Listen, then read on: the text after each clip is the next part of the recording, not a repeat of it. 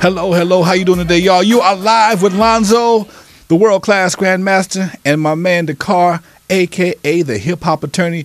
And this is the show we call Not Without Alonzo, every Wednesday right here on Morris Media Live, right here in the beautiful city of downtown Leimert, sponsored by the book Not Without Alonzo, The History of West Coast Hip-Hop, authored by yours truly. If you want to know the game, how it all started from Dr. Dre, Ice Cube, Eazy-E, DJ Yella, this is the book to have. Know your West Coast history. Know your hip-hop history. Pick up the book on Amazon. Go to my website, alonzowilliams.com, y'all.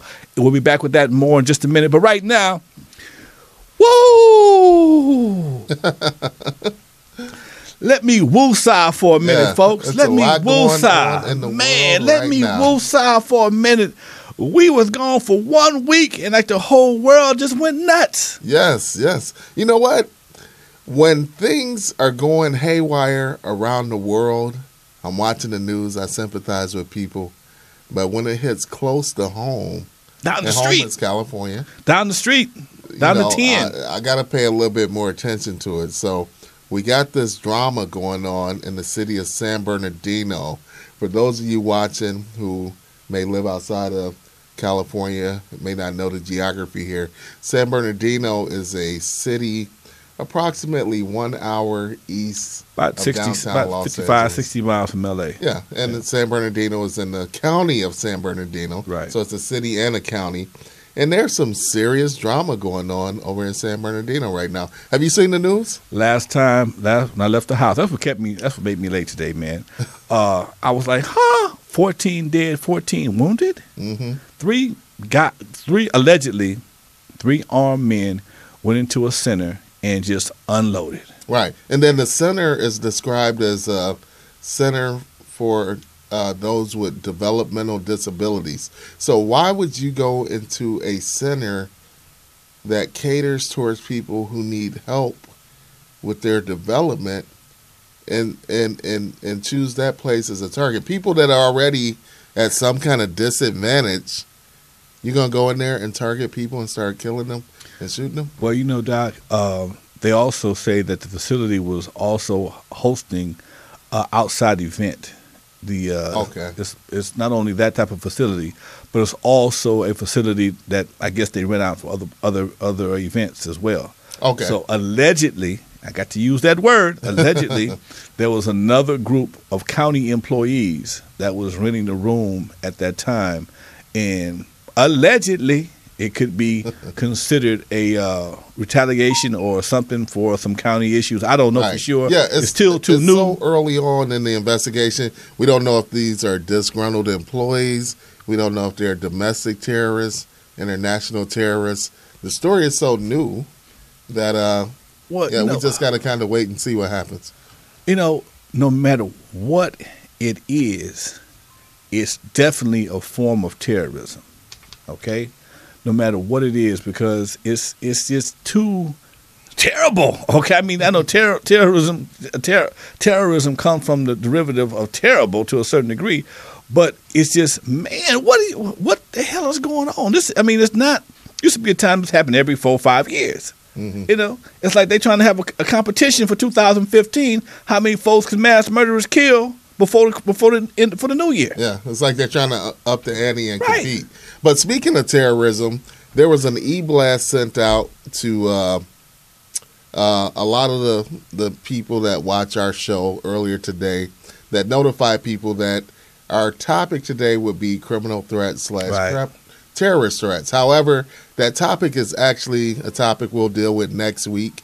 Because we did not record last week, we're going to do the topic that we prepared last week this week, which is theft crimes.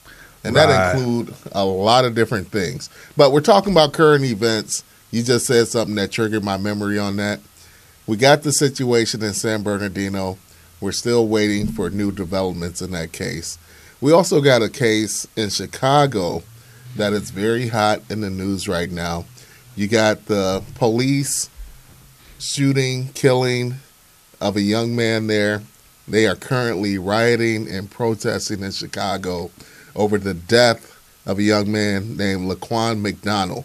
I imagine you've seen the video where you see yeah. the young man walking down the street. And they put 16 in him. Yeah. And one cop. One officer. One cop. It was other officers there. Right. But he's the only one took it upon himself to unload his clip into this brother. And they say the only way he stopped, only reason why he stopped, he had to reload. They're like, hey, man, stop shooting. Okay? What you shooting for? He's already down. This dude, allegedly according to some of the reports I've heard, he's had multiple complaints filed against him for various situations regarding racism, abuse, and everything else that a police officer could be charged with. And he kept his badge, kept his job, and he, because of that. Now the cold part about it is, they already slid the parents a $5 million check. No case filed, no court, no nothing. Right. Well, the parents settled the civil suit before criminal charges were brought against the officer. And I find that to be a little bit interesting. Okay, there should be a civil suit. The claim that they have against the city of Chicago and the city of Chicago police department is a wrongful death claim. $5 million, I understand it. When the rioting began after the video was first released, one of the things that was reported in the news here on the West Coast is that the parents didn't support the protesting of the Chicagoans who had just now seen the video. And I found that to be interesting because people should be protesting over this. Let me tell you one thing that I applaud the folks in Chicago that are rallying, protesting, raising hell about this. I first of all, I applaud all of that. The only way, in my opinion, that these police shootings that have become an epidemic will ever stop is if police officers are charged criminally with these with murder. That's what the charge should be. Charge the officer when it's a wrongful death. And you have a young man like Laquan McDonald who posed no threat to the officer from what the video reveals. You got to charge that officer with murder. You got to prosecute him. More than likely, the case is going to go to trial.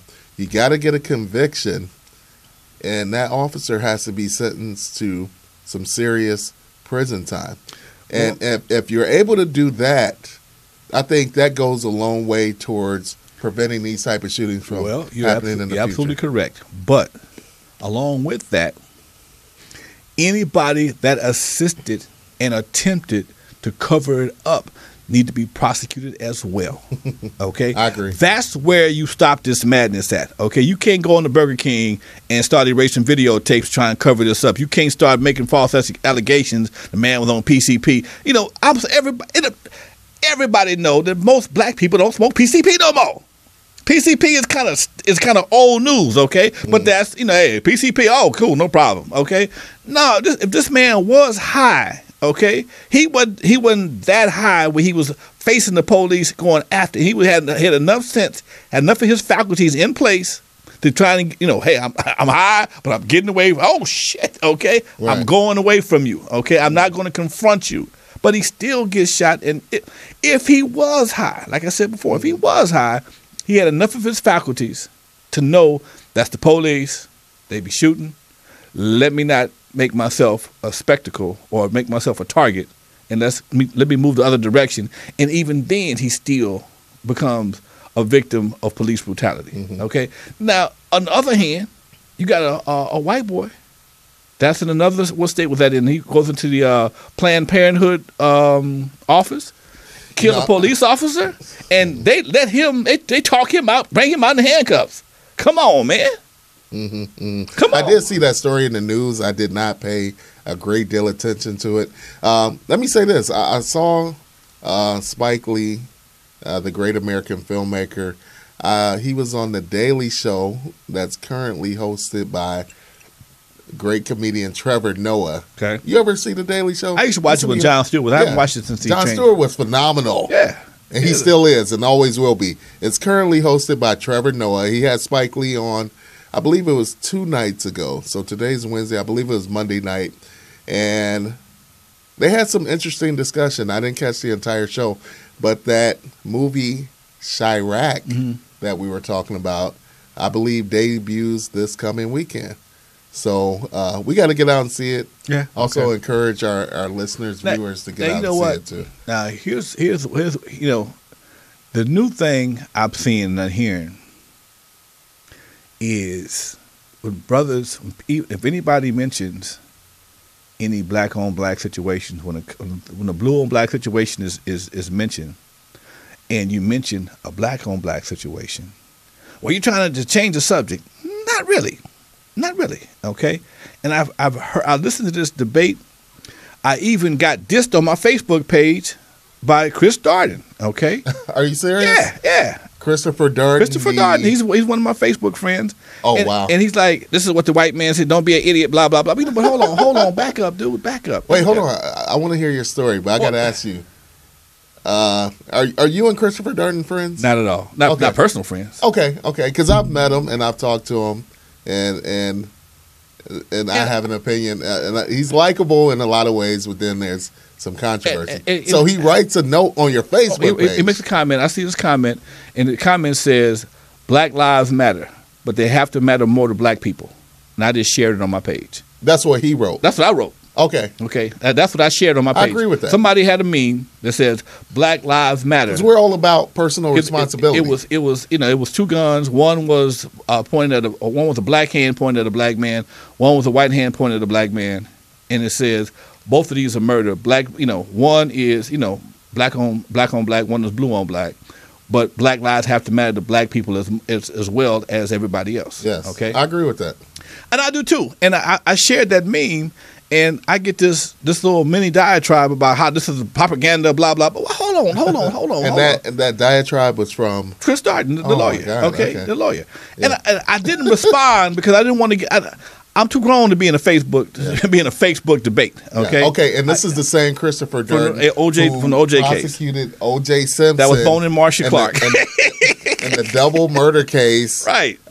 Here that was tried here in the city of Los Angeles back in the early mid 1990s, right. Where OJ was defended by Johnny Cochran. Right. I'm saying this because we have some youngsters. Right. As well. I forgot we got kids defended on the show. by Johnny Cochran. Right. And OJ was acquitted of both murders in that case. Right. Christopher Darden, who posted this message you're referring to, was one of the lead prosecutors on that case, along with Marcia Clark and one of my former law school professors, Daryl Mavis, who's now a judge, and I just want to give him a shout out. But okay. So I see this, and it's really disheartening to me. And, even my nephew, one of my nephews, I was doing an interview on the phone, and he heard one side of the conversation. And the interviewer asked me, "How do you feel about Black Lives Matter?" I said, "You know what? Black lives matter. All lives matter. But black lives have to matter more to black people first and foremost, okay? Mm-hmm. Because it's like, if you don't respect yourself, how can you expect anybody else to respect yourself? Chicago was the same town that a 9-year-old boy was executed in just a few weeks ago. 9-year-old boy. Mm-hmm. And somebody took him in the alley, blew his brains out in retaliation for gang retaliation, allegedly for gang retaliation from something his dad was supposed to have said or done. Okay, so is the boy any less dead because he's killed by a black man, or is he more dead because he's killed by a cop? The family will grieve no less on either side. But what I think the problem is, not really the problem, but when it's a high-profile case like black on blue, there's usually a big legal case behind it. And it's a lot of cameras, and a check comes through. And I hate to say this, man, but it just seemed, nobody was marching on the boys from the hood who killed this kid. They did finally, okay? They finally did something about it. But I think in order for us to really have an impact, we have to learn to make people respect us. And we have to respect ourselves first and foremost. Mm-hmm. Now, I'm not saying everybody's, we're going to get probably some emails or a phone call or whatever. All of us everybody don't have that problem. But when you know this problem does exist, okay, we have to find a way to get. I tell the phone ringing already. We have to find a way to have boys in the hood respect each other and not be so quick to pull a gun and shoot each other over various situations. Okay, is it really worth that? So you don't hear about. I mean, again, Mexicans kill black Mexicans, white folks kill white folks, but it's the numbers. The numbers, okay, are significantly higher than what we experience as black folks. Right, and I know studies have reported in the past that most crimes committed against any racial group are committed by persons within that race. Right. So most crimes committed against blacks are committed by blacks. Most crimes committed against Latinos are committed against Latinos, right. committed by Latinos. Against whites or by whites, et cetera, et cetera. So with that being said, you know, I kind of have a knee-jerk reaction to the phrase black on black crime, because you don't hear Latino on Latino crime, white on white crime. But most of those crimes that are committed against other groups are committed within their group. But you don't hear that phrase. So there's something that bothers me about that. Here's the thing. We're getting close to the time where we need to take a break. I don't know if you know the telephone number by heart. Maybe we can get the poet of this. It's on the screen. It's supposed to put it up on the screen. 323-293. You can call in and join the conversation. Please do. Please do. We can talk about current events. We also have a new legal topic for our Connecting the Dots segment, which is something we do every episode. We like to talk about the law. And this show has a purpose. Here's one thing I need to talk about just briefly before we go to a break. You and I talked about it. You advised me it's probably good to talk about it on the air. This is our 7th episode of the Not Without Alonzo show. And you and I talked about it. We were hanging out about a week ago. And I talked about, and I'm willing to share this with the viewing audience because I want to encourage people to be motivated by this if they can. This show has been a blessing in my life, even early on. And I say that because not only have I made a new friend, you and I met a few months ago. Right. We started developing this idea for a show. But the fact that we started taping this show, recording this show in Morris Media Live studio, and me having the opportunity to watch myself co-hosting the Not Without Alonzo show, this is the first time I've ever been through this. And when I started watching the episode 1, episode 2 that got uploaded into YouTube, you know, I'm my own biggest critic, and I saw things that I liked in my performance as a co-host, and I saw things about myself that I didn't like. And the things that I saw that I didn't like, I decided to do something about it. And I have made some positive changes in my life. I quit smoking cigarettes. What? Yeah. What? I've been smoking cigarettes off and on for 10 and a half years. It's a habit that I picked up during my first year of law school. Prior to law school, I had never smoked a cigarette in my life. I was so stressed out about final exams at the end of the first year, I had my first cigarette. Wow. So I've had mostly on, but I've been off and on with cigarettes. But after seeing myself in the first 1, 2, 3 episodes of the Not Without Alonzo show, and I saw how much I was coughing and having to clear my throat just to speak clearly. Wow. I was like, that looks terrible. I never seen myself on video for that length of time. And I said, I don't like the way that looks. I got to change that. I quit smoking cigarettes. Congratulations, Doc. So now it's been about 4.5 weeks since I quit. So thank you. You're welcome, man. Another thing I saw that I changed, I was like, okay, I'm watching one episode. I think I might have fell asleep. And you know how YouTube will just kick to the next episode or maybe an episode of Felicia's show. Okay. You know, and I wake up and it's a show on and I'm like, okay, this is a really good show. Who's that good looking fat guy right there? I'm like, holy shit, that's me. again, not seeing myself on video over the years, and this, my first go round, I realized like, oh my God, I need to, get my weight under control. So I'm going back to low carb dieting. Since we started this show, I probably dropped about 20 pounds from low carb dieting. Absolutely. Go back and watch the first episode. Okay. And compare that to episode 6, which we did 2 weeks. Okay. And my face is leaner. I've gotten some weight off. I'm still working on it. But it's headed in the right direction. I'm in the gym 5-6 days a week, so I'm doing what it needs to be done. But I just wanted to share that with the viewing audience because this show has a purpose. We're all about helping people make changes to improve their lives. And we have a message here. But if we could take a break and come back. All right, y'all. Now, Alonzo, good for weight loss and to help you stop smoking right here, y'all. Give me a call. You can be on my non-smoking team and my weight loss team. Thanks to Dakar. He is before and after. Go to the first 2 shows. You'll see the before, and come back tomorrow. You'll see the after. In the meantime, y'all, we'll take a quick break. Felicia, push the break button, baby. Will you please? All right, y'all. You are live with Alonzo, the world-class grandmaster, and Dakar, the Orbo, the hip-hop attorney, folks. Brought to you live by Not Without Alonzo, the book of West Coast hip-hop history. If you want to know the true beginnings of Dr. Dre, Ice Cube, Eazy-E, and yours truly, y'all, pick up the book at my website, LonzoWilliams.com, or at Amazon.com, or CreateSpace, or Kindle. It's all 3. Only $14.95, and I'm hooking up a great Christmas package, and we're gonna make it happen, folks. In the meantime, we are back. We are live. We are live from Morris Media Studios live. Felicia's in the booth, making it happen. The car's on my left, making it happen. Let's pick up where we left off at, Doc.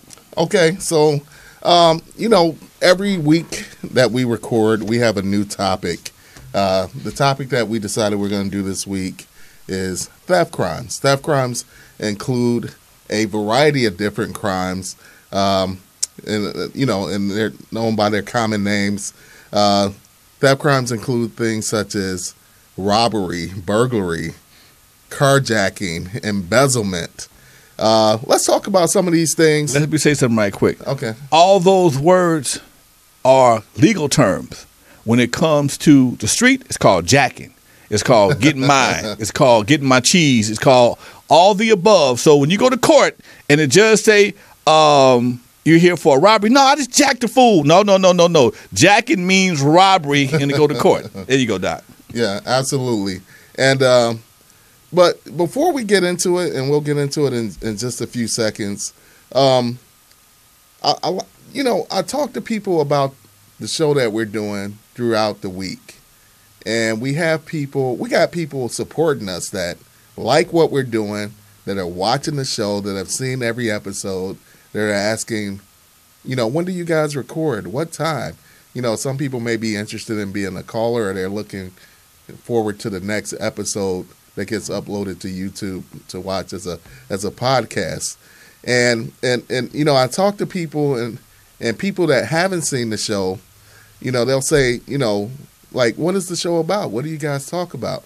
And this isn't just a regular talk show. It's not like you and I were talking one day and said, hey, I'm bored. Are you bored? Let's do a talk show. Now, this is much, much, much more deeper. What we have set out to do here is to comment on what's going on in the world, current events, and in particular, comment on the music that our young people are listening to, the movies and television that they're being exposed to, and try to connect the dots between the material they're being exposed to and the behaviors that are being exhibited by our young folk that far too often lead them into the criminal justice system. So, I mean, you like to put it a lot more direct. And I'm trying to put it in a way that bullshit. Yeah, you got people, you got hundreds of thousands, millions of young black men, young Latinos, black women being led into the criminal justice system, catching cases because they're trying to live up to a rap life, or they're emulating video life they see on TV or television, and we're here to tell them that it's bullshit, that it's not real. Right. It's entertainment. It's entertainment. It's not something to be emulated. It's not something for you to act out in real life. Now, with that being said, I'm a criminal defense attorney here in Los Angeles, and I've defended people in a number of different theft crime cases where we have young people being sentenced to long prison sentences. Young people, 18, 19, 21 years old, being sentenced to prison terms in the double digits by doing really dumb stuff. And a lot of it is being influenced by the music, television, and movies that they watch. I don't know if maybe our viewers out here have seen it.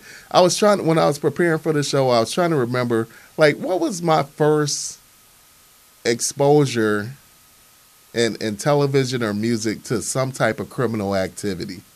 There's a cartoon that I recall seeing as a child. And it's a really good cartoon. It's directed by a director named Tex Avery. The cartoon, the title of it is The First Bad Man. Okay. Because we talk about how music and television influences your behavior. Poetess, if we can get that clip queued up. You know, when I talk about this show a lot, people always ask me about it. And when I tell them, ask me, why do you do it? You know, and I said, you know what, man? I have been very fortunate as a black man in America. I've been very fortunate. I have done stuff, okay? I'm not saying I'm a criminal. I have participated in semi-criminal activity. I'm going to say semi because I got my kids watching, okay? I have done things that I didn't realize. Listening. Yeah, I have done things out of not so much anger, but trying to handle mine. Right. Okay? And when I did these things, I did not do them because I was the assailant. Okay? I'd been victimized, and I retaliated. Okay? And I didn't realize till I was writing my book, and I was telling some of the stories to my ghostwriter, some of the crimes that I committed. Okay? Because I thought I was just getting my stuff back. Guys, one night, perfect example, I was at a party. I put my coat in the back of my car. I looked up. A guy's walking down Slauson with a coat just like mine. I ran to the car, looked in the back seat. The coat was gone. Mm-hmm. I told my buddy, follow me. I'm going to get my coat. Mm-hmm. Followed the guy about a half a block down the street, caught him, kicked this guy's ass. We kicked this guy's ass. Oh, my. Just so happened, I kicked another guy's ass. I kicked the guy's ass early that same night and called the police. So somebody saw us kicking this guy's ass in the alley. The police showed up. My buddy, who was assisting me in his ass whooping, okay, my buddy evaporated when the police showed. I didn't say, 1 second. And this was like 20, 30 years ago, right? Yeah. It was a long time ago. He was like 5 or 6 years old. My first encounter with the police. Yeah. He was like 10 years old. No, I was about, right. So my buddy who was there, who was holding the guy, when I whooped his ass, he evaporated. I don't know where he went to this day, okay? Police show up, he was gone.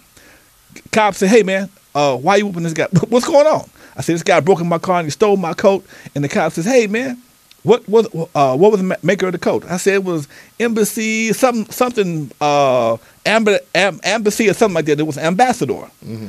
What size was the coat? I said it's a 38. And the cop looked the guy's coat up, looked at the tag. It was a 38. Cop took the coat off the guy and gave it to me. Okay? This is a true story, I swear to God. I mean, well, you know how it is. I own everything, okay? Cop gives me the coat. The guy is sitting there, his lip is busted, his eyes closed up. He says, I bought that coat yesterday. That's my coat. And the cop reached in and he said, the guy said, look in the coat pocket and give me a receipt. There's a receipt in the coat pocket. And sure enough, just as sure as I'm sitting here on my phone and everything I love, the cop pulled out a receipt for this guy's coat. I said, where'd this nigga get a receipt from that fast? So the cop is confused. The cop is confused. So he don't know what to do. He handcuffs me and the guy. By the time we get back to the little spot, the other situation I was involved in earlier, it's about 4 or 5 carloads of cops out there. Okay, so my girl comes over to me. Cops got me handcuffed. Okay, he's trying to explain the story to the guy. Says it's his coat. It got the same size, same color, everything. What's going on? He says, I don't know. My girl says, baby, why are you handcuffed? I said, that asshole broke in the car and stole my coat. Oh, he got it out of the trunk? I said, the trunk? I said, you lying. She said, I put your coat in the trunk. I said, you bullshitting. It's a true story. It's a true story. Oh, my God. It's a true story. I beat this guy's ass, and she put my coat in the trunk. Yeah. You know what? I always tell when I'm we got a call. Okay. We'll finish this story. Let's go ahead and take the call. Caller, hello. You're live with Alonzo and Dakar, the hip-hop attorney. Hi. Hey, how you doing? I'm calling about some of the stuff you talked about in the beginning of the show. Okay. I just going to break it down, from my view, my experiences about, I can just break it like this. Like, when you're in your own family and you want to discipline your child, you discipline your child. Right. Right? If a stranger comes into your home and disciplines a child, there's anger with that. You don't want anyone else touching your child. So that's kind of how I describe what they say, war. A war with the Crips and the Bloods. Okay. What I feel is that when you look at a war, you have heads of states coming together with wars all over the world. It takes heads of states to come together to try to talk about peace. It takes billions of dollars for people to try to come to peace. When it comes to the war on the streets, it's like many feel like it's instigation, and I'll give you an example. When the Crips and Bloods came together back in 1991 to 93, and they were actually having peace on the streets, there were officers in the crowds, and people would come together at parks to talk about peace, saying, it's not going to work. You're going to be killing each other tomorrow. So I remember this. That's the kind of stuff, when it comes down to the officers yelling that stuff, it feels like blatant racism. And that has a big part to play with the difference between when people say black and black crime and when blue and, kills black. Officers are paid by us as taxpayers to protect and to serve. And they are actually murdering people and getting away with it. So that's where the hate, I understand, comes from, and the anger comes from. We all don't want to see anybody killed. But that's where I kind of draw the difference of. I totally understand. Where it's not family. I totally understand. And I think I said this before on the show. When I was on tour with World Class Wrecking Crew, we toured a lot down south in Louisiana, Texas, Mississippi. And we would see billboard signs in Texas, Louisiana, and Mississippi. If you want a career in law enforcement, join the LAPD, and some said LA Sheriff. Okay? So we know what we're working with. Okay? The mentality of what we're working with. Okay? I just as a grown, and this is, again, I totally understand what you're saying, and you don't want nobody disciplining your children, but back in the day, okay, if the children was disciplined by the neighbors, it wasn't a big issue. Okay, as long as the neighbor didn't really beat them up or whatever, but you can grab them by the ear, take them back to your mama, okay? Right. But I totally understand what you're saying, babe. I get you 100%. I just, as a grown man, I don't fear the police as much as I used to. Trust me, I've had my encounters with the police like every other black man in America. The cops ran me out of my first nightclub, ran me straight into Compton. Not out of Compton, but into Compton. Okay, that's how I got into those. Okay, because of the police was on my ass like nobody's business. I never got beat up, but he pencil whipped me so bad I was almost about to lose my driver's license. So I know these some dirty son of a bitches. Did you say pencil whip? Pencil whipped me. He gave me tickets. He gave me parking tickets. I've never heard that before. That's a domino term. That's a domino term. Okay. That means somebody cheating. I like that. Okay. He pencil whipped me so bad I was 1 point for losing my driver's license. The DMV sent me a letter warning me that if I got another ticket, my license was going to be suspended. Okay. That's how he beat me. Then he was harassing the club owner. Okay, the guy who actually owned the club. So I understand it's some folks out there that are very anti-black, okay? Now and this cop got mad at me because I wouldn't hook him up with a girl, okay? Not because I did anything wrong. He wanted me to hook up with one of my clients. It's one of my girls. I can't give you my girl, dude. So he got pissed, and I became his enemy at that point in time, okay? So, but when I rolled down Crenshaw and I see, happened to me one day. I'm riding down Crenshaw, and I have a real nice. You see my Cadillac? I have a real nice Cadillac convertible. I'm enjoying the California sunshine, and I got guys pull up next to me. Okay, looking at me all crazy and carrying on. Looking at me, give me that I'll whoop your ass. Look, I ain't done nothing. I'm too old to be in a gang. Well, for the most part. And the cops see me, black, white, or Mexican see me in that same car, they nod their head. Nice car, dude. And there's I don't have that same fear. But when it comes to my own, sometimes it's like, you have to really watch yourself. And black men have to watch the police and other black men. That's the part that I think, that really is kind of nerve-wracking. As a black man, you got to watch yourself with the police and black men, but for the most part, just like Halloween, I'm at home minding my own business, and some jackass throws a rock through my picture window. Oh yeah. Okay, that wasn't a cop. That was another black person. Yeah. And when my neighbor saw him, took out running after him, and the guy screaming the whole time, "I don't want to go back to jail. I don't want to go back to jail." But why you throw a brick through my window, man? That ain't funny. Mm-hmm. Put an egg on the house or something. Don't throw a brick through a brother's window. Right. Hey, very good point. Very good points made by the Thank you for calling, darling. We'll talk more about that. We got a clip that I would like the viewing audience to see. Now, this is probably my earliest memory. Let's take a look. Even shot a sheriff full of holes. This is the cartoons.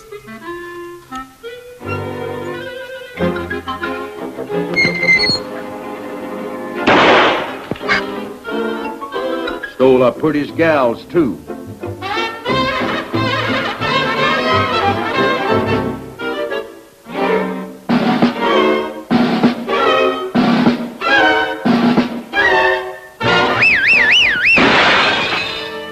Then he robbed all our banks.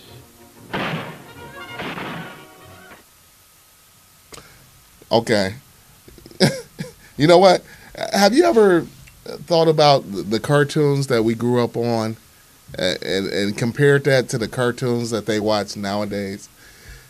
I miss the cartoons that we grew up on. I go on YouTube. I watch episodes of Popeye, Spider-Man, the Flintstones, and things like this. This one, which is titled The First Bad Man, directed by the famed director Tex Avery. We grew up on some very violent cartoons. Here you have a cartoon depicting a caveman walking around with a pistol, shooting people in the chest, shooting people in the head, robbing multiple bank robberies, and then fleeing the scene on a dinosaur. You know what I mean? And so the whole point of showing this at this time, we're talking about theft crimes. And this guy committed some theft crimes in this cartoon. One of the things that you and I agree on, and that kind of led to the development of the show, was where do these ideas come from that are influencing young people into doing dumb shit and leading them into a life of crime? Because it didn't start today. It's been going on for a couple of generations. At the time you were growing up, I was growing up. And one thing that I put forward, and I'll be real brief, is that people see stuff like this on television. And when you're seeing it, you're watching it, it's funny, you get desensitized to it, and it becomes easier to act it out, which is a point we've made with the honeymooners and domestic violence. And we've made it with in some other situations too. But. Well, dig this, man. As a kid that grew up in the 60s, 70s, we knew that was entertainment. We knew if you dropped an anvil on somebody's ass, he wasn't going to turn into an accordion. Okay, we kind of figured that part out. And it's and dude, I'm gonna tell you, man, when you talk to youngsters, especially about hip hop, when I go out to schools and I go out to colleges, I'm talking about college students, and they ask me what gang is Dre from, what gang is Q. He was never from a gang. Right. He was never from he was never from. They were never from gangs. They never said they were from gangs. Yeah. And Q's not a gangster. Yeah. No. Okay. And you said before that even the moniker gangster rap was a label created by the media. Yeah, they never referred to their music. They called it, and they had you saying it in the movie Straight Outta Compton where you were portrayed. You referred to it as reality rap. Right. It was reality rap. Okay. Yeah. They were reporters of the rap of of what they saw on the streets. They never said they committed those crimes. Right. Okay. But people automatically said, because of the imagery, people automatically assumed that because they wore the uniforms of the brothers from the streets, they were brothers from the streets. Yeah. Okay. And that's not a true. That's not a true scenario. We made the point before. We'll make it again, and then we probably should do another commercial break. You're 100% right. It's entertainment, and that's the point that has to be drilled into the head of the viewing, listening audience. But let me say something. I have a section in my book, and this is not just a book plug. This is a reality. This is Alonzo real life plug. Okay, in my book, you'll see a picture of me when back in the 70s. Big old natural, ROTC. I'm trying to get ready to go to the military because the draft was still in effect at this time. Okay, I was a hardcore listener of Sly and the Family Stone, Curtis Mayfield. These guys, they're long past their time. But as soon as Curtis Mayfield started doing Superfly, it affected me so much as a young man, a young naive man. My natural I got a press and curl, took off my army jacket and bought me a maxi coat. Okay, I wanted to be Superfly. That was an image I thought was so cool. And understand this, I was influenced by black exploitation movies back in the day. They only had a few of them that I could see. They had the Mac, you had Superfly, you had Shaft. Shaft was a superhero pretty much, but he wasn't the same. He wasn't as derogatory, but the guys he fought were of that 70s caliber. So what I'm saying is, and these are just one or two, maybe 5 movies I saw in my time that influenced me.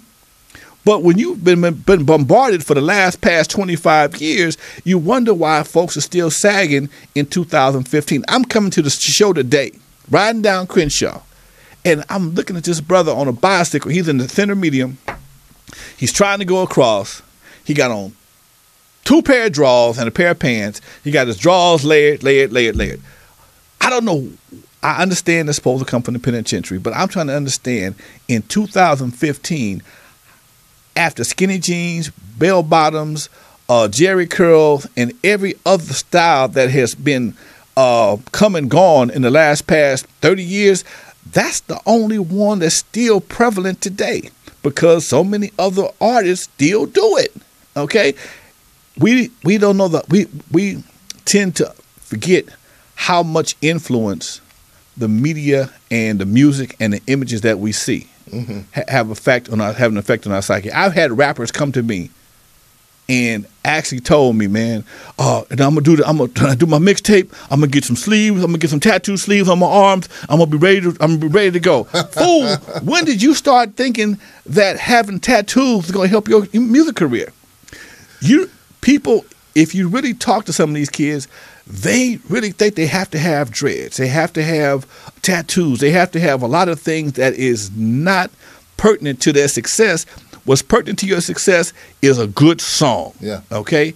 And they think everything else is a byproduct of that or the product of that. And the two are not related. Very, very good. Can we do our last commercial break? And then we'll come back and deal with the issues. Okay. Whew. All right, y'all. We are back. You're live with Lonzo right here at Morris Media Studios Live.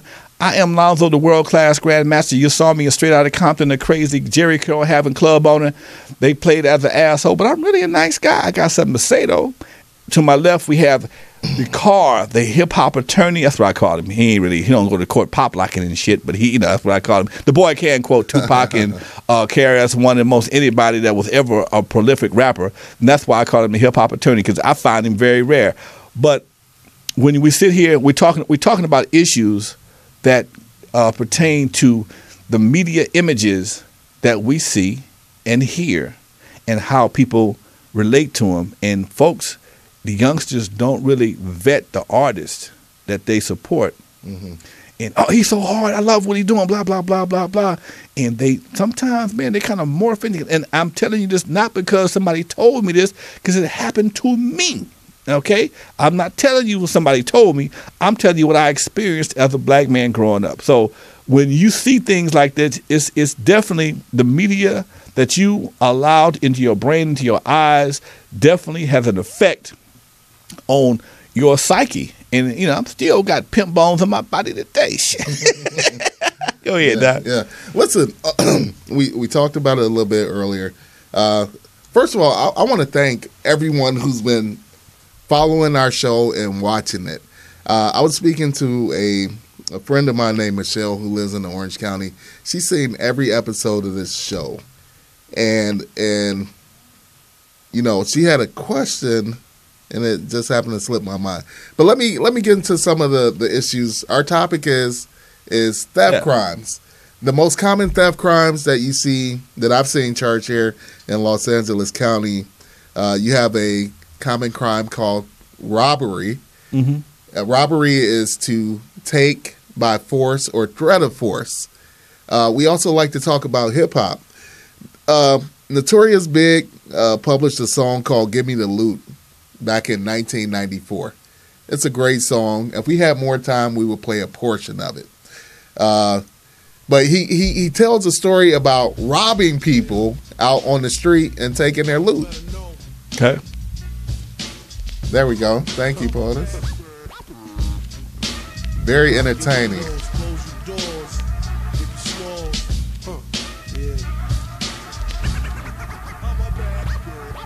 My man Imp left a tech and a 9 at my crib. Turned himself in, he had to do a bid. A 1 to 3, he be home the end of 93. I'm ready to get this paper, G. You with me? Motherfucking right. My pockets looking kinda tight. And I'm stressed. Yo, Biggie, let me get the vest. No need for that. That's just cool. grab the fucking gat. The first pocket that's Perfect. On cue. Now, this is entertainment, and that's one of the points that we try to drive home in this show. That what you're seeing in the hip-hop videos, in the songs, R&B, rock and roll, jazz, etc., television shows, reality TV shows, movies, whatever it is, it's entertainment, and it's not to be emulated. You got to live a more wholesome, normal life. That word wholesome, man. People don't, black folks don't like wholesome. You got to square up, goddammit. You got to square up, okay? If you were to try to live out the lyrics of what Biggie was just rapping about, for example, he's talking about robbing people, but it's entertainment. It's no different from a movie, other than I'm gonna hear this song, Give Me the Loot, probably 1,000 times in my life. Whereas you compare that to like a movie, like the movie Heat, right, starring Robert De Niro, Al Pacino was in that movie. Val Kilmer, yeah. Val Kilmer, yeah. It centers around love the movie. A very sophisticated bank robbery that they pulled off. How many times have you seen the movie Heat? Probably about 15 to 20, but I ain't gonna rob shit. Really? I ain't gonna rob. I've only seen Heat. it once. I like Heat. And I've seen clips.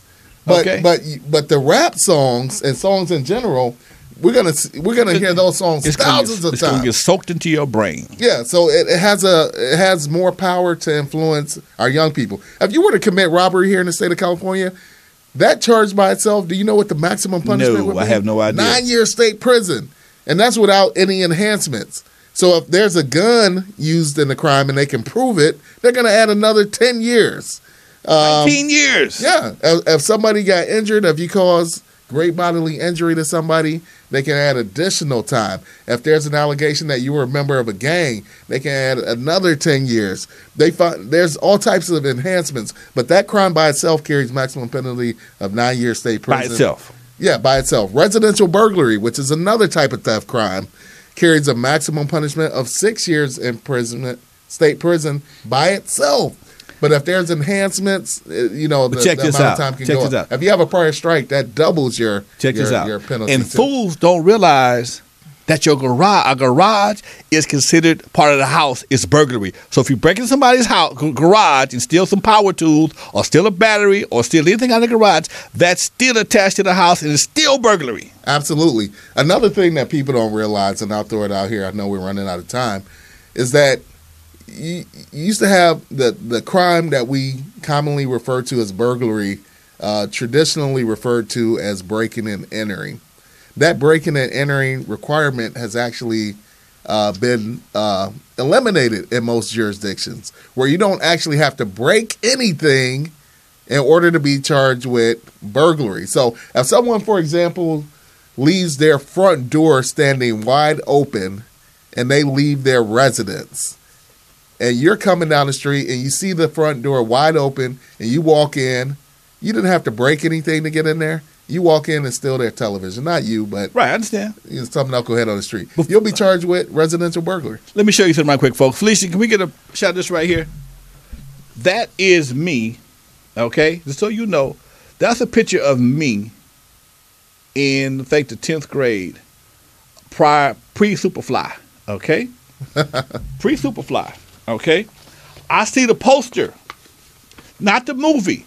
I just saw the poster, okay? And I lost my mind, okay? I saw the poster, I lost my mind, and a few days later, a few weeks later, and I got some money, that's what I turned into, okay? A maxi coat wearing, perm having, wannabe Superfly brother, okay? And I thought I was cool. I was walking around snorting baking soda, fools. So yes, folks, I was a fool. I still have my crazy moments at times, but I'm telling you what God loves, which is the truth, okay? What you see, what you hear can be a very powerful influence on you, especially if you have nothing to counter it, okay? And I think that's one of the problems we have right now. We got name me the conscious rapper outside of Kendrick Lamar here on the West Coast. I'll be waiting for you. We'll be waiting till next week. We've every artist that's come in out of LA prior to Kendrick Lamar has always been, for the most part, either what we call backpack rappers, I forgot, down the street. I can't name the place down the street, but good life rappers or been gangsters. Okay, for the most part, I got to throw out a successful couple of names. I agree. Within the last few years, the only conscious rapper that come along from the West Coast that we know of is Kendrick Lamar. But if you go back a few more years, I got to throw out Razkaz. I got to throw out Cam from Watts. Okay. Because those brothers are conscious and they're great lyricists and they're dope. So I just got to throw it out. But those guys have been around for 15 years. Most kids don't know nothing about either one of them. Or maybe Razkaz. Yeah. Maybe Razkaz. But Cam been off the set for a while. But Cam's a good friend of mine. But you're absolutely right. But again, they did not have the success of an N.W.A., CMW, DJ Quick, which is Snoop. Is tragic. Okay. The talent, if their success matched their talent, Cam and Razkaz would be billionaires. Because those guys are incredible. Let's go out with Paris one more time, baby. That was my boy. I love Paris. That cut is in my car right to this day. Okay, that's why I wanted. She asked me what I want to hear. I want to hear Paris. Okay, because Paris brought the P-Funk to the positive rap. Oh yeah, and I'm a P-Funk funketeer from George Clinton. I'm Uncle Jam's Army. I can't say Uncle Jam. Well, I'm Uncle Jam's Army. The album. Much love, folks. This is Lonzo, the world-class grandmaster, and my man, what's your name, boy? Dakar, the hip-hop attorney. The hip-hop attorney, y'all. He'll see you in court. I'll see you at the club, folks. In the meantime, we'll see you next week. Peace. Peace.